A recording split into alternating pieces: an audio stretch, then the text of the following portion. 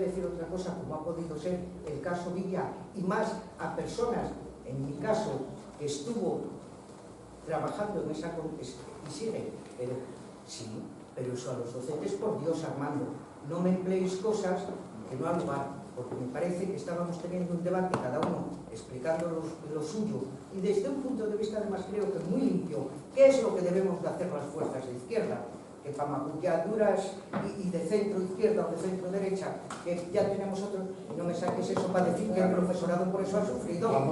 Vamos a intentar volver al agua, al cauce, porque vamos a cenar. ¿Vale? Vale, yo con respecto a la intervención que se ha hecho, creo que ha quedado claro cuáles son las reivindicaciones de los trabajadores.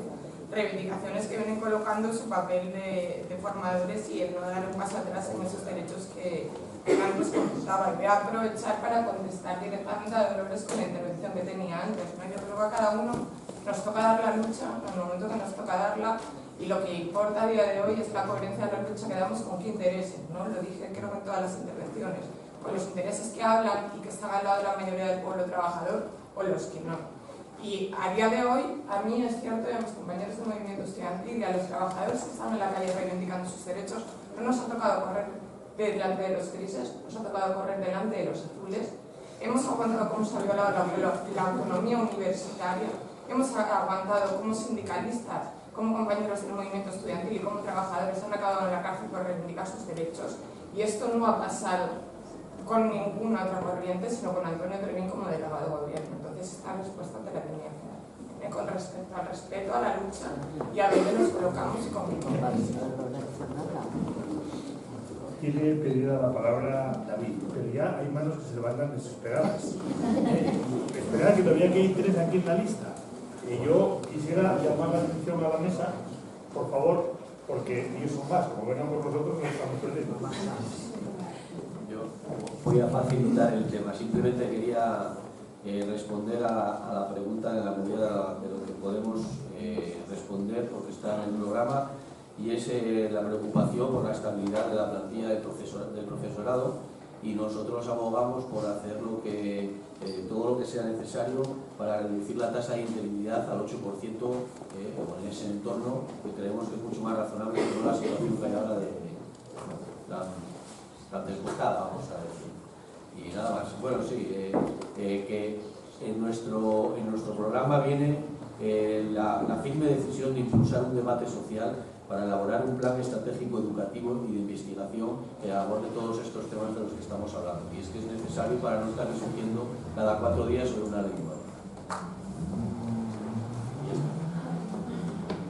Vamos a ver, a los nerviosos tengo que decir que hay 3 a la cola todavía que han pedido la palabra antes.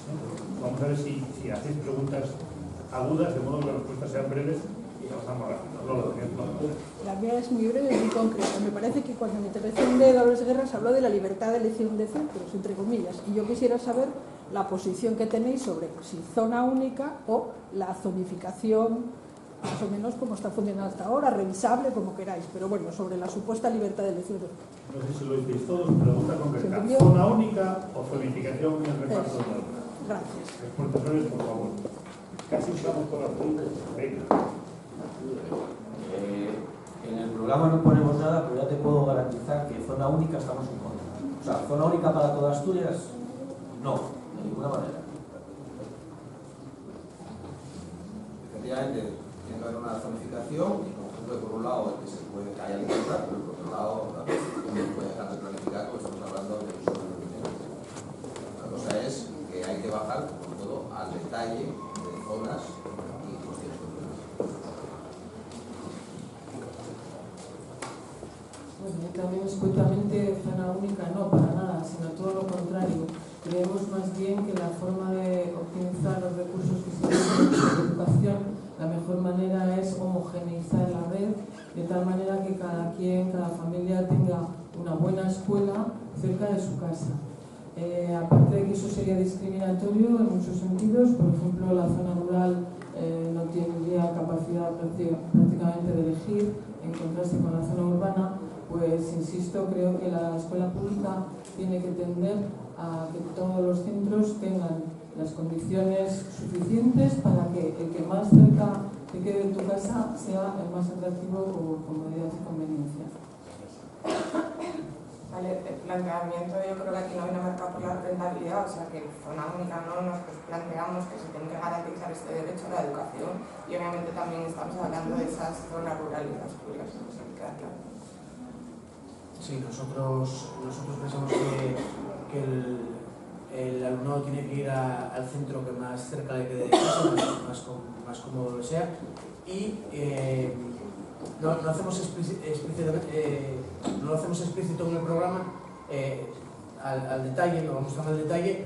Lo que sí llevamos en el programa y tiene que ver con lo que planteas es que nosotros lo que nos comprometemos es hacer un diagnóstico de todos los centros para destinar recursos económicos en función un poco del perfil del alumnado. Es decir, aquellos centros donde más necesidad, más alumnado con necesidades haya, pues nuestro compromiso es invertir más dinero.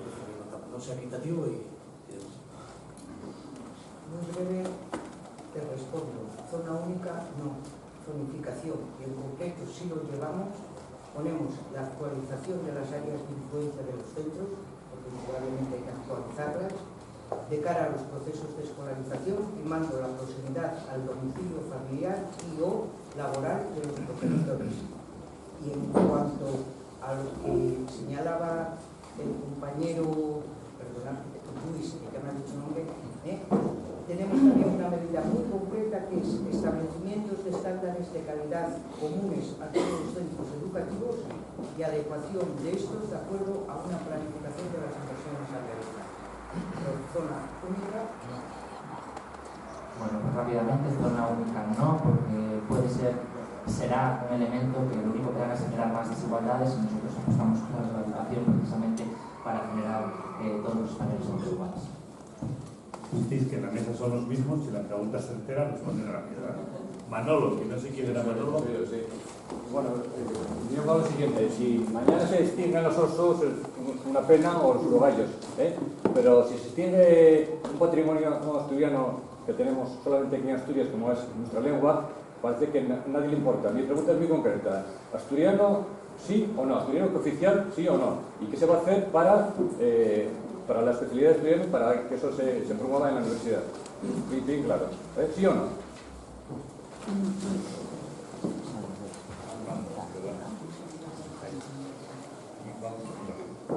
Evidentemente el asturiano hay que protegerlo y es una joya, o la joya del patrimonio cultural asturiano. Nosotros pensamos que la ley de usos actual es suficiente y que no responde la constitucionalidad a una demanda.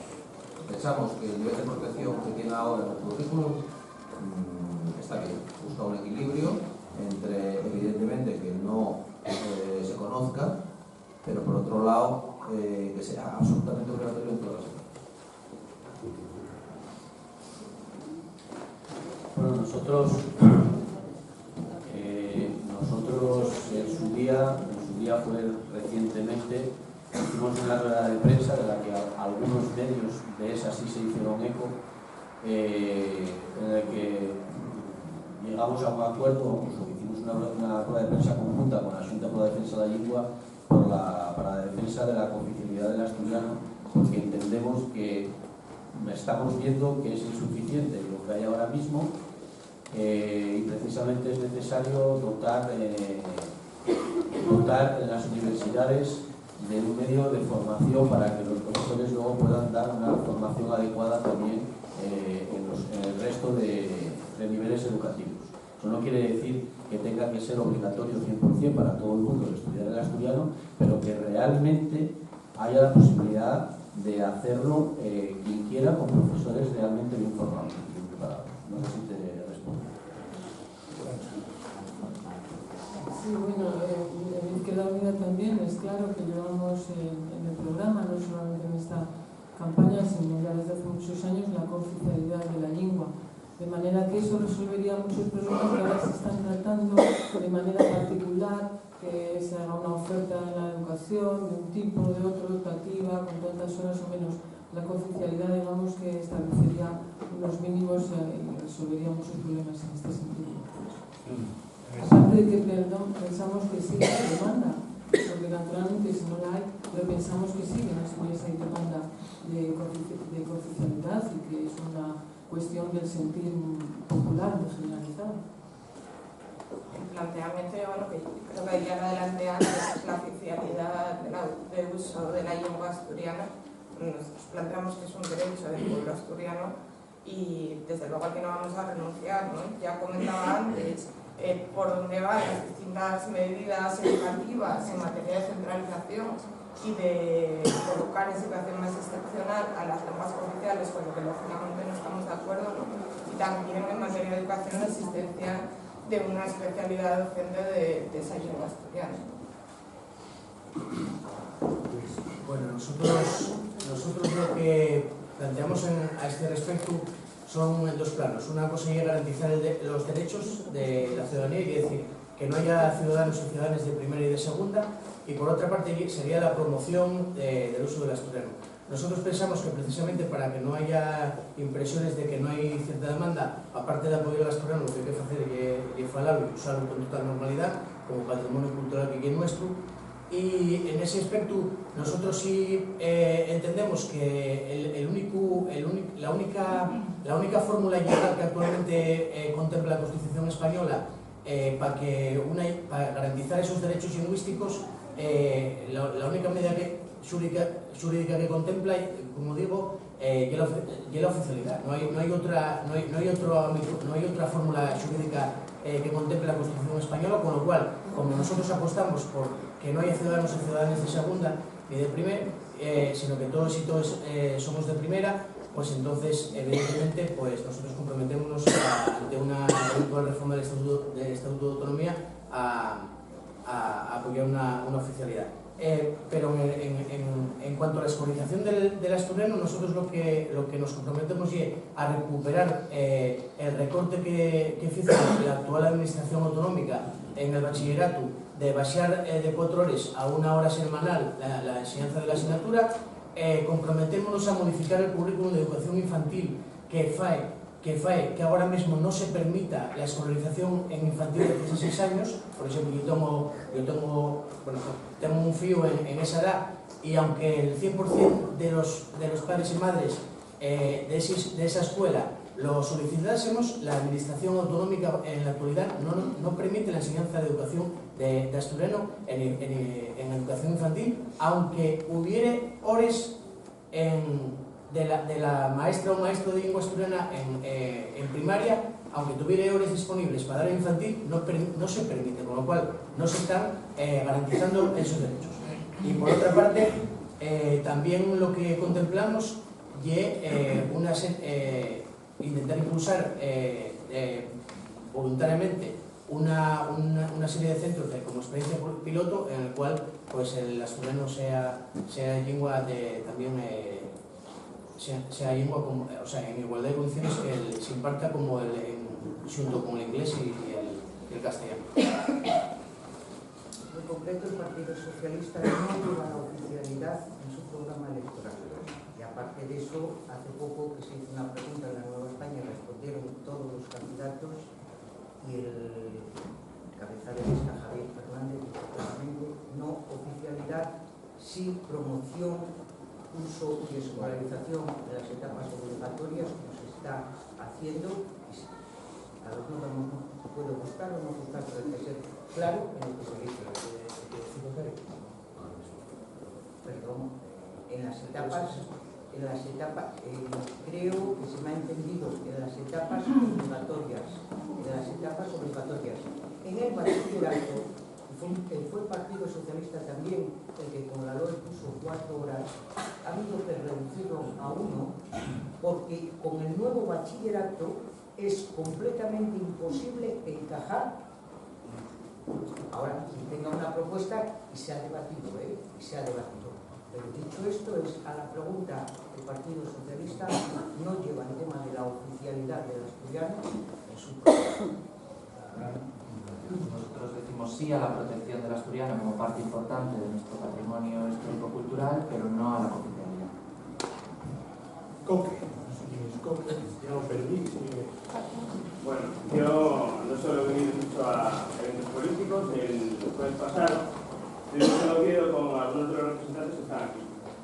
Entonces, en ese evento se hablaba sobre diversidad.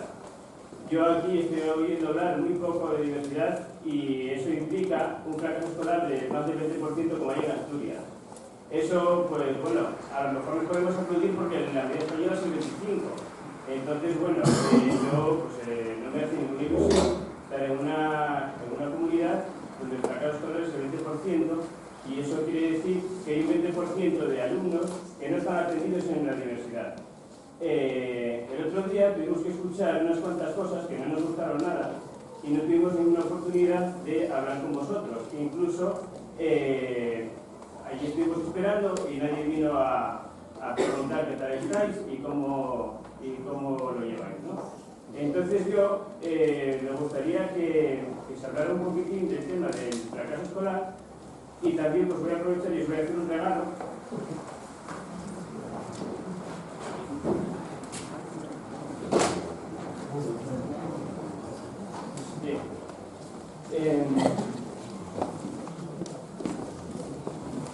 Para hablar de diversidad pues tenemos que tener las miras muy amplias, ¿vale? Entonces, nosotros allí llevamos unos proyectos muy bonitos sobre asistencialismo, sobre atención a la diversidad, y entonces el sábado pues hubo otro evento de atención a la diversidad. Entonces en ese evento yo no recuerdo haberos visto a ninguno.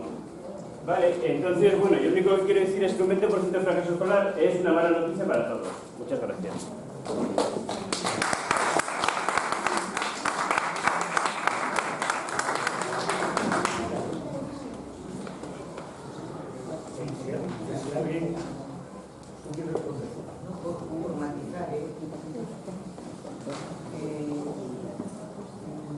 Respecto a si hubo algún acto, el jueves pasado estuvimos varios de los que estamos hoy aquí en la mesa en un acto en la Nueva España al cual nos invitó la asociación, si mal no recuerdo, ANIPA o así, o ANIPA, y para si se nos hubiera, yo por lo menos hablo por el Partido Socialista, si se nos hubiera invitado a otro acto de la laboral, hubiéramos podido ir o no ir, pero es que lo digo y me imagino que el resto de mis compañeros que están aquí puedan, es decir, lo mismo que los jueves estuvimos y hoy estamos aquí, yo no he recibido, cuando digo yo es mi partido, no nos han pasado que se haya hecho esta invitación.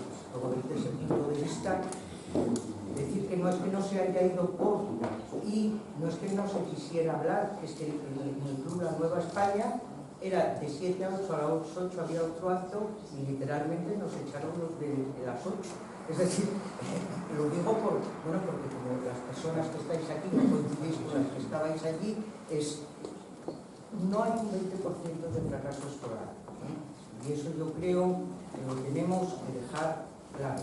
En la prensa hace poco salió un artículo donde lo dice y que la consejería se aplaudía de que era la comunidad con el fracaso escolar más bajo de toda España. Yo me repito a los periódicos. Perdón, pues me parece que entendió mal la noticia, porque la noticia era que el abandono escolar prematuro, que no es fracaso escolar, que es personas que después de acabar la educación obligatoria... Bueno, tú lo puedes llamar como quieras. No, perdón, pero es que es distinto.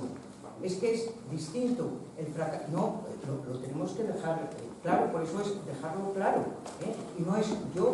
es que lo que el periódico traía no es tema de fracaso escolar, sino el abandono escolar prematuro, que en el que tanto andamos para arriba y para abajo y para el medio, se había reducido en Asturias significativamente.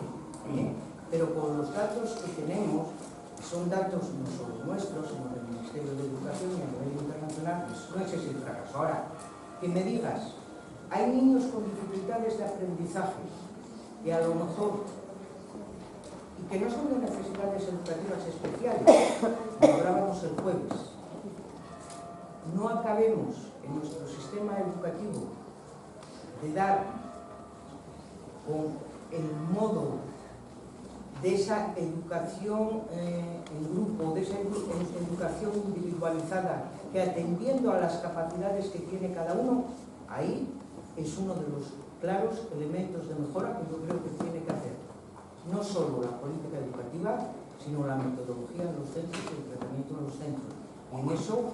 Y en eso, vamos, es, si me decís, un claro elemento de mejora, porque a veces tratar a los que tienen necesidades educativas especiales con una discapacidad sabemos muy bien, porque llevamos desde el 83, si mal no recuerdo, integrando y trabajando precisamente con estos nenos y nenas, pero con otras TDAH, altas capacidades, cosas que hasta hace relativamente poco no, pues efectivamente, y hay que trabajar mucho, y hay que hacer la detección precoz, y hablábamos del protocolo, por supuesto que sí, pero no, sí me gustaba dejar esto claro, de lo del fracaso. Estábamos a punto de poder abrir el turno y la gente muy desesperada, pero hay aquí dos personas que pidieron intervenir, por favor, ultra brevedad.